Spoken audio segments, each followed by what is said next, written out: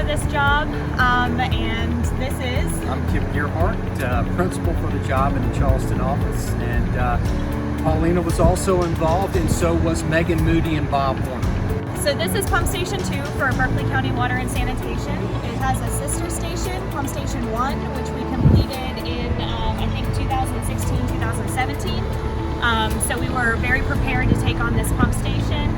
It's about 26 MGD, prepared for 30 years in the future flow. There's a lot of development going on in BCWS in the basin right now. So that was a pretty big design challenge for us. And one of the special things about the station is that it has a completely redundant electrical system. So you can take one half of the station completely down to do any maintenance. You can also close off the wet well to maintain one side and have it shut off electrically. There was a lot of coordination with the contractor when it came down to design in the field and making sure that the equipment that was actually purchased in the shop drawing review coordinated with the design. As you can see, we've got quite a few pumps in this station. So there was some heavy coordination making sure that the pumps can come out of the hole and that we were able to get it up on the monorail system as well. So as you can see over here, there's a lot of empty space. This was actually where the pump station 2 was previously.